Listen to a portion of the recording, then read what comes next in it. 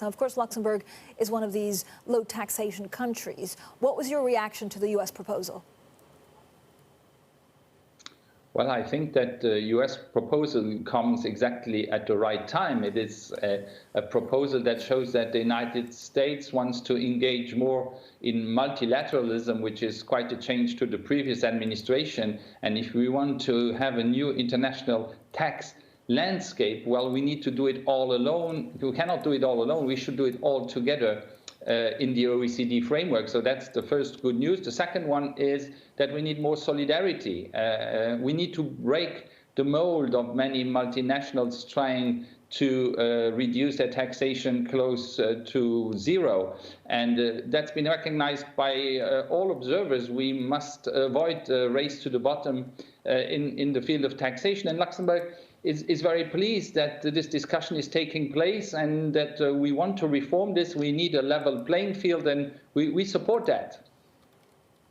But, Minister, you know, we heard, for example, from the Irish Finance Minister saying that tax policy inside certain parameters can be used as part of a competitive offering. Would you argue that that should be the case for Luxembourg?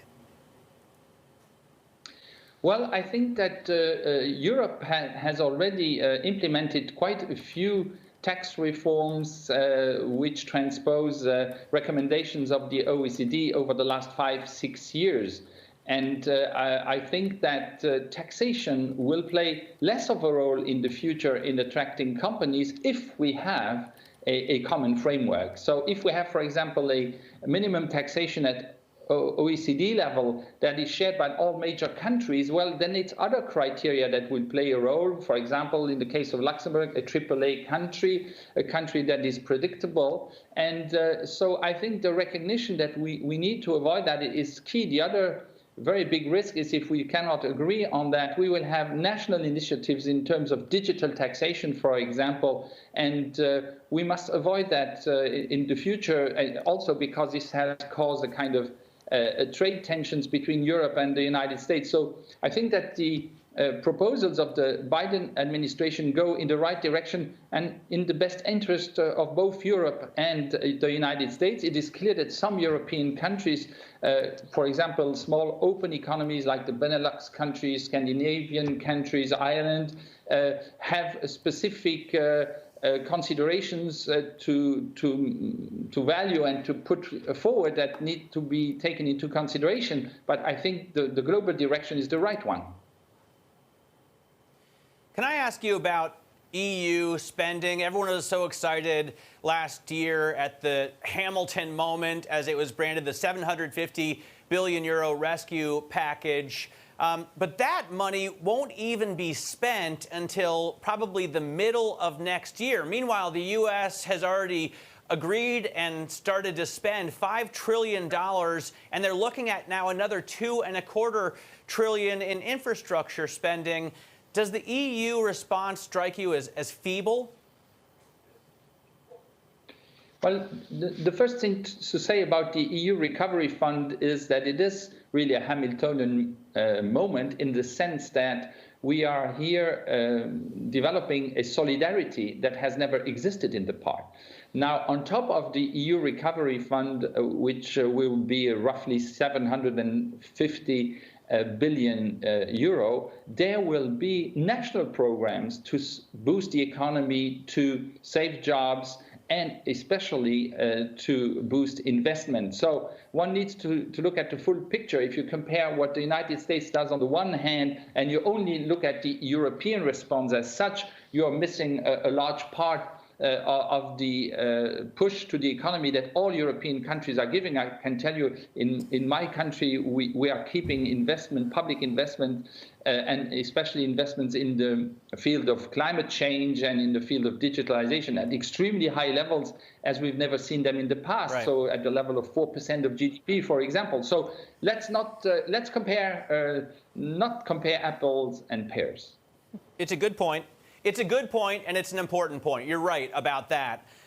What I'm concerned about is the sloth of the bureaucracy of the European Union. It's striking when you look at how badly the EU failed in terms of getting vaccines together. And when you look at the fact that they have to wait over a year to start spending money that's been agreed if the largest economy in Europe, Germany, doesn't block it constitutionally.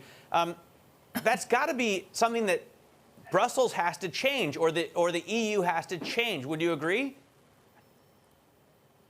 Well, I think we're putting into place a recovery and resilience fund for the first time. It's learning by doing. What I find as important as the relatively slowness that you highlight is that we want to insist on quality of investment. 37% of those 750 billion will be on climate change and environment, 20% on digitalization.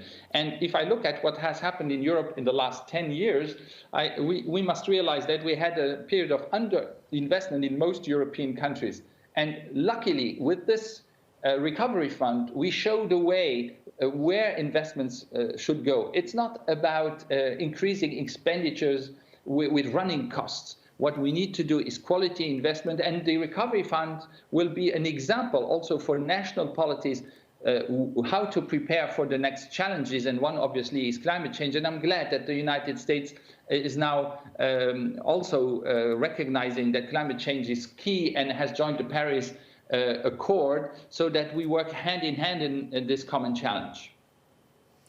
But does Europe need to have a bigger fiscal spend to actually just try and catch up with the US? It's a simple point, it's a contentious point, but is that what you would like the EU to do? Well, I think the quality is as important as quantity. So what strikes me in the United States policy is that they could trigger this spending very quickly by supporting consumers. Well, this is good. This is a short-term measure.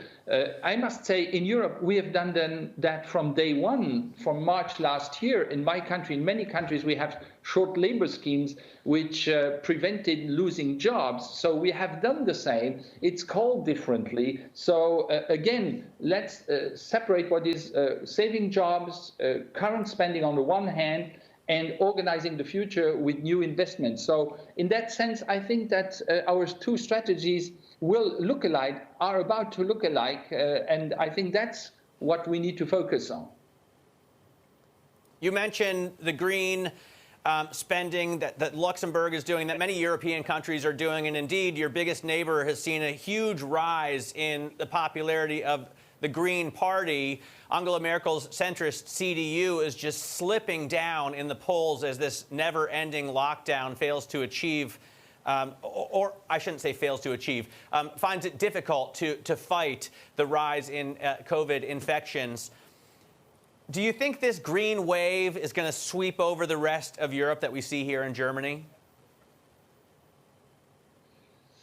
Well, it's difficult to compare one country to another. I think the Green Party has had wind in its sails for a long time in Germany. Well, in the case of Luxembourg, the Greens are part of the coalition. They were also the big winner of last elections in 2018. And we have embarked as Luxembourg on a way of green finance, of sustainable finance, as a way to prepare the future, as in fact, the way to ensure the transition from a carbon-heavy economy to a carbon-less economy. And I think other parties, like mine, for example, which is a liberal party, have to embrace that challenge, that transformation. Now, if you leave a boulevard in front of the green parties all over in Europe and the other parties do not embrace that, obviously the green parties will gain a lot. But you have also to consider national situations. There are countries where the green parties are much weaker traditionally than they are in Germany. But for Luxembourg, for example, the fact to have the green parties in government keeps you really focused on that issue.